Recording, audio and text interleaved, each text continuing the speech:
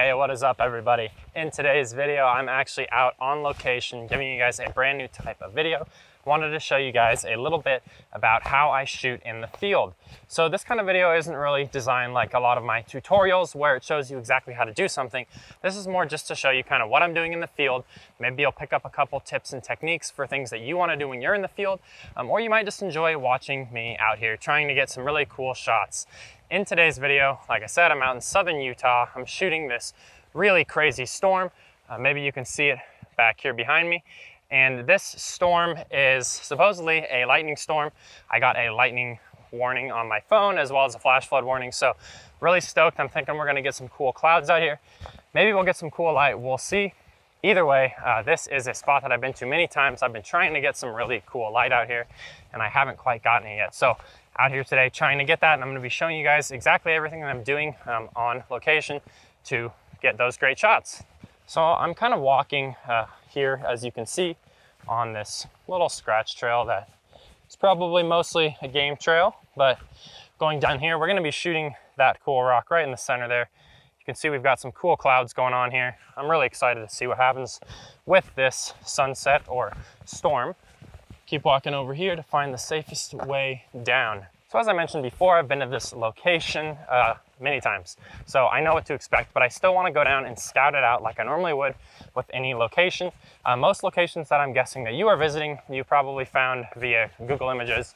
A friend has referred you. Either way, you've probably seen a photo of it, even if it was just on Google Earth. So whatever scenes you're shooting, you've likely seen before, but it's still important to scope out the compositions that you want to see. Actually, a couple weeks ago, I made a video here showing how to find great compositions. I'm going to kind of walk you guys through exactly what I would do here when I'm looking for those great compositions. So I'm down here in position. You can see clouds are looking great. Maybe that sun will come through there in a little bit. We're going to get set up pretty soon here, but I want to look around here. So the first composition that I usually like is about right here. You can see that we've got these really cool leading lines leading into the scene here, but I'm not necessarily going to settle for that composition. I do want to look around because conditions may have changed since the last time I was here. Maybe there's a new stick on the ground. Maybe I see something else I didn't see before. Up here is interesting because you've got this really cool rock. It can potentially look like that.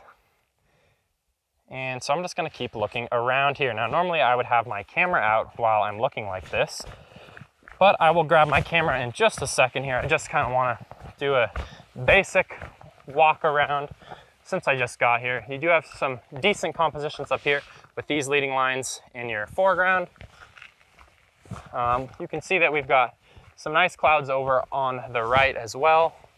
So we've got good clouds in a lot of directions. The other thing that I'm looking for, especially in a spot like this where we've got all this slick rock, is that maybe there is a pool of water. If there was a pool of water, it would be somewhere down there on the downhill side, which there's not, surprisingly. We did get a fair amount of rain. Not sure if you guys could see that lightning out there, but it does look like the lightning is present. So I think I want to go shoot over here where I normally shoot photos. I'm gonna go ahead and get all set up here just so that if any more lightning comes, I can definitely make sure that I catch this time. So we're gonna go over here, gonna pull my camera out, and we're gonna go from there. Alrighty, so going to pull my camera out here, and you can see that I have it wrapped in plastic. I was prepared for rain as soon as I got here, which it is not raining. So I'm gonna go ahead and pull this out. With one hand here is quite the struggle. All right, and I've actually gone ahead and set up my tripod already somewhat. So I'm gonna stick this on here. Alrighty, and I've got my camera all set up here. Now I just want to adjust some settings. So if my goal here is to capture lightning, I want to get my shutter speed absolutely as long as possible without sacrificing image quality. So for that reason, I'm going to go down to like F11 and open up the shutter. Now I want to find the right composition. Somewhere maybe, let's actually zoom in here. Just a hair. All right, now that is looking pretty good. So now let's go ahead and change this to manual focus, as well as go down to manual, and we will do single shooting. Now you may wonder why I'm not using the timer. It's because I'm actually going to go get my remote. So let's take a couple shots here real quick, just so that we have couple shots to go based off of. I'm actually going to turn the 2-second timer on really quick, snag this shot with these really beautiful clouds right now. And I'm going to manual focus again. This is a lot more challenging to do with one hand than you would think. Next time you go out and shoot, try and use one hand and see how it goes. Just manual focus for the foreground. We'll hit both of those. And now I'm going to go back up to the background here. We'll focus there, and we are going to leave it. Maybe. And if you're ever not sure about the focus, I highly recommend just going in and flipping it to single shot, allowing your camera to focus. You can even choose a flexible spot, which is what I'm going to do, and then just flipping it into manual. Honestly, the autofocus is so good on cameras these days, and I do use it all the time. So I want to go down here and grab this cool tool that I like to use, and it is called a shutter remote, or a shutter release, or an intravolometer, I guess is the proper term. Now, what this intravolometer does is you can plug it into the side of the camera, and this is a great tool for capturing lightning. I know if you are interested in capturing lightning, you've probably seen tons of tools out there that will fire the shutter when it sees lightning. You can get one of those, but this tool is really nice because I'm actually just going to make this fire itself. And the other thing that I want to do is increase my shutter speed to be a little bit longer to try and capture potential lightning here in the sky. So if I want to get a longer shutter speed, I need to come down here and I need to grab an ND filter. Alrighty, well, I'm still out here holding on to all my stuff. It's starting to get super windy, but the clouds are darkening. I've seen some lightning strikes right in front of me here. Hoping I can catch something and get out of here before it really starts raining. It's raining a little bit right now.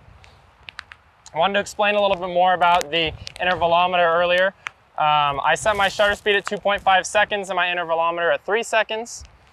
And the reason I've done this is because then it will allow me to have 2.5 seconds of shutter speed open. Sorry about that. So it'll allow me to have 2.5 seconds of my shutter speed being open, and then it will only have a half a second in between that the shutter speed is not open. So I have a high likelihood of catching any lightning that's coming down.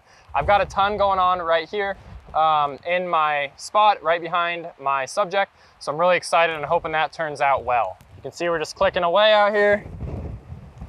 And I'm not gonna lie, on this GoPro, the conditions don't look too bad, but it's getting really crappy out here. It's super sandy, got sand blowing everywhere in my face. I wish I would have brought some sunglasses here. But we're gonna stick it out and try and catch a lightning strike. Hopefully, yeah, like right in there. You saw that right here behind that tree. Hoping I caught that one on the camera, but we'll have to look when I get home. And hopefully you can hear me all right through all this wind. It is pretty crazy out here. Alrighty guys, thank you so much for joining me. It's raining hard now. I'm walking back to the car. We're busting out of here. Like most good photo adventures, started with the blue sky, ended with some crazy lightning. I'm super stoked to edit these photos. Thank you guys so much for checking this out. Please make sure to like and subscribe if you like this video, and we'll see you guys next time. Thank you so much. Adios.